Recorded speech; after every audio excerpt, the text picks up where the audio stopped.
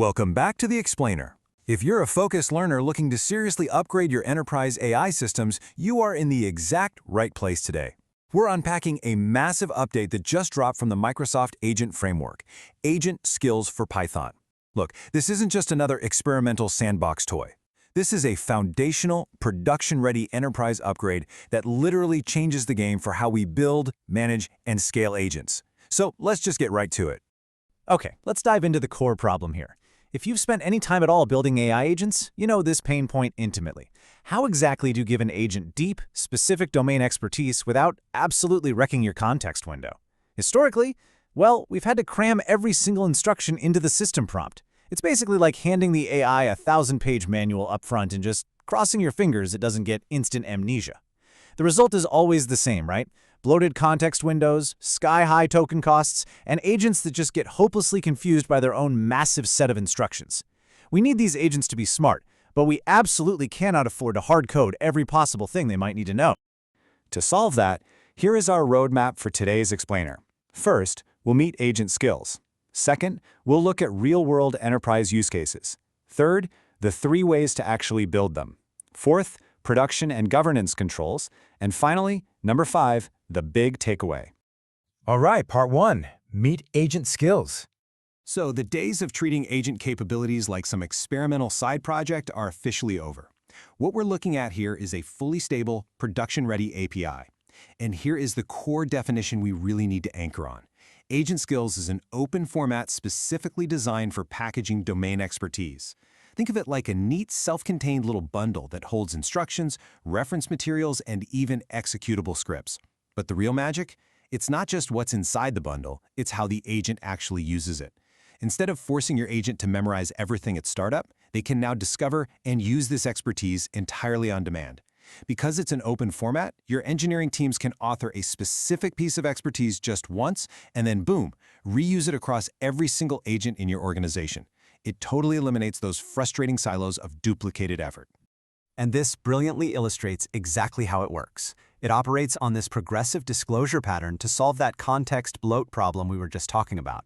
Just look at this 4-stage lifecycle. First up, the system advertises just the skill names to the agent. If the agent thinks, hey, I need that, it moves to step 2 and loads the specific instructions. Still need more context? Step 3 lets it read the bundled reference resources. And finally, step 4, it can actually run the attached scripts. The beauty of this is that the agent only ever loads what it needs, exactly when it needs it.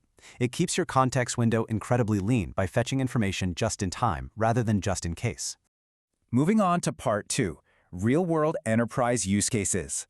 Because abstract concepts are great for whiteboards, but let's talk about how this translates into actual massive wins for your enterprise. First, enforcing enterprise policy consistently. Since these skills are bundled and governed, every single agent is using the exact same vetted guidance. No more rogue answers. Second, turning support playbooks into repeatable workflows. You can literally take your customer support team's best troubleshooting guides, package them up as a skill, and guarantee that ticket resolution is identical no matter which agent instance is on the job. And third, and this is a huge one, composing skills from multiple teams. Your teams can build their skills completely independently, and you can just snap them together into one master agent without writing a single line of messy cross-team routing logic. The agent just intuitively picks the right tool. That's going to save your engineers countless hours of integration headaches. To really ground this, let's look at a super specific example straight from the Microsoft release. Imagine an employee asks your internal HR agent, "Can I expense a co-working space?" Now, under the old model, that agent would need the entire 50-page employee handbook loaded into its context just to answer that accurately.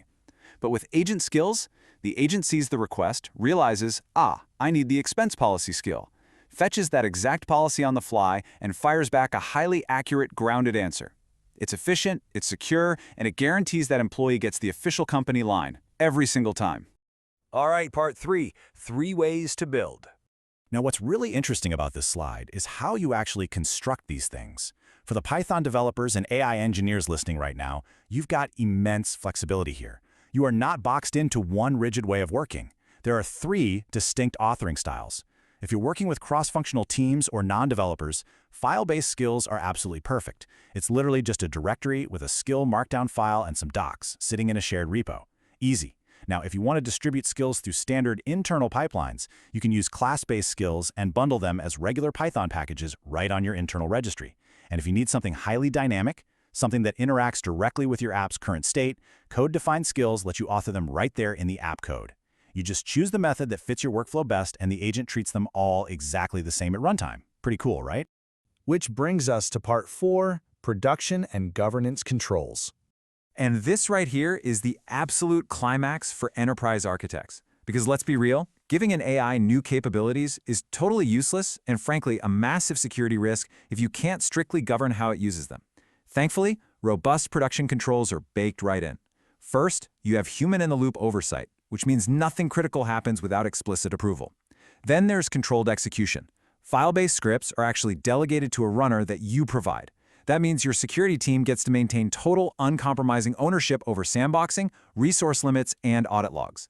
Next is filtering, allowing you to expose only a highly curated subset of skills depending on the specific user or tenant context. And finally, caching. This ensures skills are resolved efficiently while still maintaining strict per-key isolation.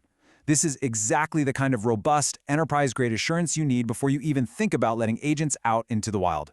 I really want to emphasize this critical, secure by default guardrail. The skills provider exposes 3 specific operations to the agent: load skill, read skill resource, and run skill script. And by default, every single one of these requires human-in-the-loop approval, period. Nothing loads, and more importantly, absolutely nothing executes without oversight. Now, of course, once you trust an operation, you can go in and selectively relax those rules. But starting with a secure by default posture right out of the gate, that is a massive win for enterprise risk management. But wait, what if the standard builder just doesn't fit your company's highly bespoke internal architecture? Well, Microsoft actually made the underlying source classes public. This extensible source pipeline means that developers can easily write custom code to integrate skills from their own proprietary internal registries. You are never locked into a rigid framework here. You can mold the whole thing to fit your existing infrastructure perfectly. And finally, part 5, the big takeaway. So, we've covered the mechanics, the use cases, the authoring, the governance, but the crucial point is summarized perfectly by this quote right from the release. Build on it in production without writing the churn of an experimental API. Agent Skills gives you a standardized, secure way to distribute expertise. But the real headline for us, stability. The Core Skills API is officially stable, and it is shipping. No experimental gates holding you back. You can build your enterprise agents on this architecture today with absolute confidence, knowing that some experimental preview isn't going to introduce breaking changes next month. Which leaves us with one final pretty exciting question. Knowing that you can now securely package, govern, and distribute knowledge without bloating your agents, what domain expertise will you package to upgrade your agents today? The Python samples are already up on GitHub waiting for you, and I highly recommend diving in and experimenting with your own internal playbooks. Thanks so much for joining me on this explainer. Keep learning, keep building, and I will see you next time.